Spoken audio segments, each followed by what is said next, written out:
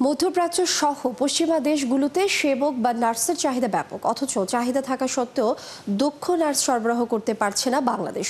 কেননা এই খাতে নেই আন্তর্জাতিক স্ট্যান্ডার্ড শিক্ষা ও দক্ষতার মানদণ্ড। ফলে দক্ষ জনশক্তি তৈরিতে বড় বিনিয়োগ জরুরি। Saudi Arab Bangladesh chamber of commerce আয়োজিত বিনিয়োগ ও নার্সিং সেবা বিষয়ক এক অনুষ্ঠানে এমন কথা বলেন বক্তারা। বিস্তারিত রিয়াজ সেজানের প্রতিবেদনে।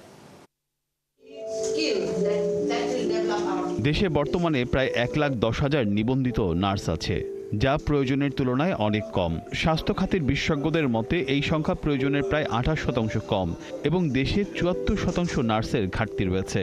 শুধু দেশে নয়, বিদেশেও আছে বড় বাজার। কেবল আন্তর্জাতিক মানদণ্ডের উপর নজর দিলে এই খাতে জনশক্তির রপ্তানি বাড়বে। দেশের বাহিরে প্রচুর সুযোগ। সাউদি থেকে তো লোক আসছেন, ওনাদের নার্সের প্রয়োজন আছে। ইউরোপিয়ান কান্ট্রি, ইটালিতে দরকার আছে, ইউকেতে দরকার আছে, ইউএসএতে দরকার আছে।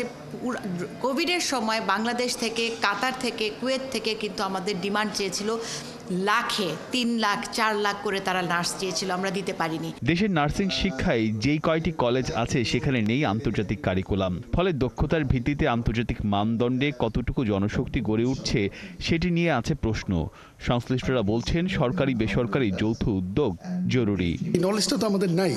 এই নলেজ বাইরে থেকে আনতে গেলে, টিচারদেরকে বাইরে থেকে আনতে গেলে আপনাকে একটা স্থায়ী, একটা বড় ধরনের প্ল্যাটফর্ম তৈরি করে এবং একটা ভিশন নিয়ে সামনে এগোতে হবে।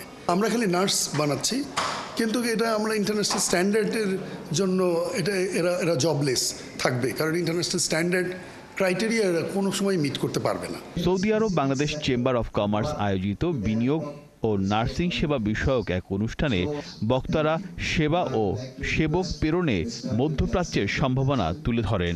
অথচ কেবল মনোযোগ না দেওয়ায় এই বাজার চলে যাচ্ছে ফিলিপাইন ও শ্রীলঙ্কার দখলে। এরা শুধু সেই দেশে যে আমাদের জন্য বৈদেশিক মুদ্রা আনতে পারবেন তাই নয়, ওই যে আমি যেটা আগেও বললাম যে তাদের জন্য ইমিগ্রেশন এবং স্থায়ীভাবে সেই দেশে বসবাস করার একটা সুযোগ রয়েছে। সৌদি আরবের বড় বিনিয়োগকারীরাও বলছেন বাংলাদেশের জনসংখ্যাকে দক্ষ হিসেবে গড়ে তুললে রেমিটেন্স বাড়বে অন্তত 3 গুণ। তবে এর জন্য বাংলাদেশ কতটুকু প্রস্তুত সেটি এখন দেখার বিষয়। What is the problem with that course? Okay, the Bangladeshi doctor here, they don't know what's the topic. Okay, it will come for the exam, and how is the module of the exam. This is our aim, okay, to set a course, okay, review with them the topics, and we give example from the Saudi license exam. অনুষ্ঠানে দেশের সেবা খাতে Saudi বিনিয়োগ নিয়ে আলোচনা হয়। তবে সে দেশের বিনিয়োগকারীরা বলছেন বিনিয়োগের জন্য রাজনৈতিক স্থিতিশীলতা জরুরি। রিয়াজ সেজান, 71, ঢাকা।